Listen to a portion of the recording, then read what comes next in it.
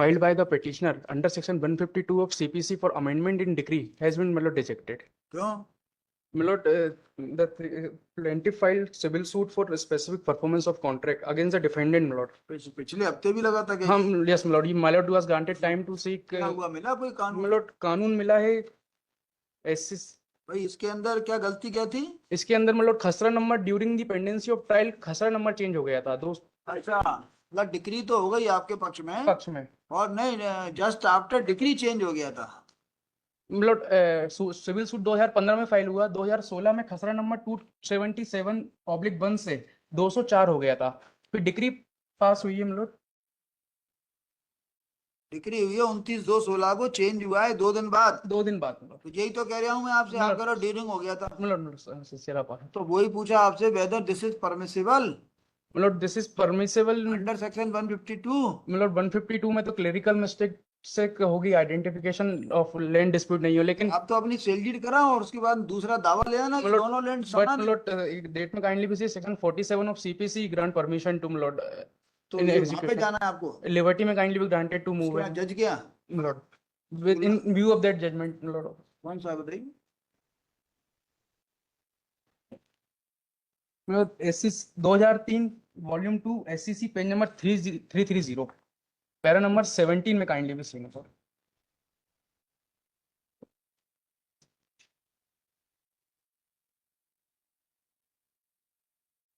मैं read that para 17 page number 336 of that compilation. पढ़ो. When the suit as to immovable property has been decreed and the property is not definitely identified, the defect in the court record caused by overlooking of provision contained in Order 7 Rule 3 and Order 20 Rule 3 CPC is capable of being cured. After all, successful plaintiff should not be deprived of fruitful of degree. Restore can be had to section 152 or section 47 of CPC depending on the facts and circumstances of the each case. Which of the two provisions would be more appropriate, just too convenient to invoke, being an inadvertent error not affecting the merits of the case? It may be corrected under section 152 by the court which passed the decree by supplying or omission. Alternatively, an exact description of a decretal property may be ascertained by the executing court as to question relating to property may be relating to execution, discharge or satisfaction of degree within the meaning of section 47. A decree of competent court should not be far as practicable be allowed to defeat it. इस case के अंदर कौन आपसे बोल रहा है कि इसकी डिग्री एग्जीक्यूट नहीं हो सकती? Executing court. एग्जीक्यूटिव कोर्ट ने कहा कि एग्जीक्यूट नहीं हो सकती? बताइए. एग्जीक्यूटिव कोर्ट ने कहा कि I can as per the instruction में लॉर्ड. अरे बताओ तो कोई मना. मैं लास्ट डेट पे भी मैंने यही कहा था, whether executing court is denying to execute the decree और just this idea has come in your mind कि you have moved the application under section 152. Lord we first यदि आप ये एज इट इज ये डिग्री तो executing court को execute करनी ही पड़ेगी. लॉर्ड ये तो इस केस में हुआ क्या था कि बाउंड्रीज थोड़ा सा अलग हो गई थी और डिग्री हो गई.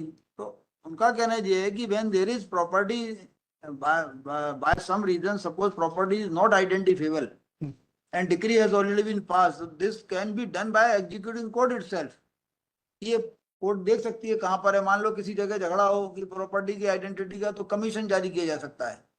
तो देख लो भाई कहां पर है, क्या है, बाउंड्रीज कुछ गड़बड़ा रही है. मान लो कई बार क्या होता है प्रॉपर्टी में कि बाउंड्रीज में सेल हो जाती है लैंड, तो नाम किसी और का आ जाता है. तो ऐसी कुछ बात हो तो किया जा सकता है. लेकिन यहाँ आपको प्रॉब्लम क्या है?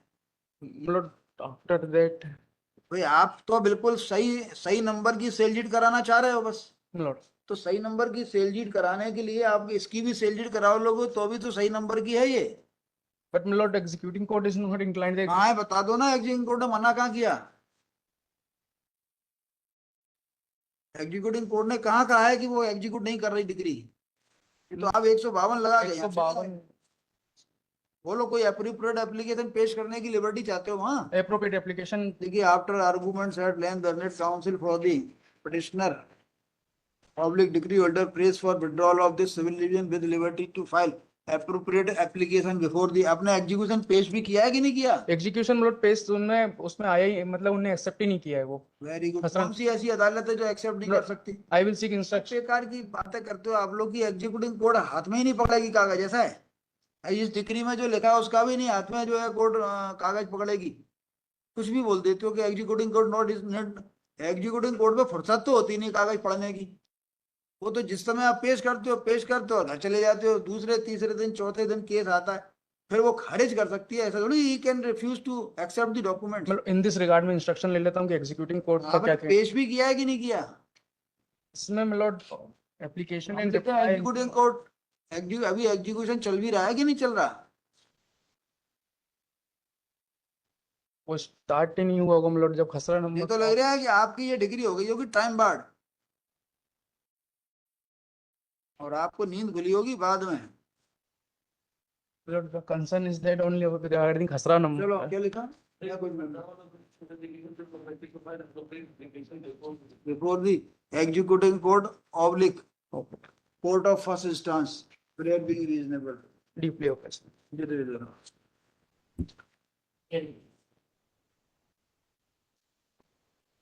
Year number 60. Including this case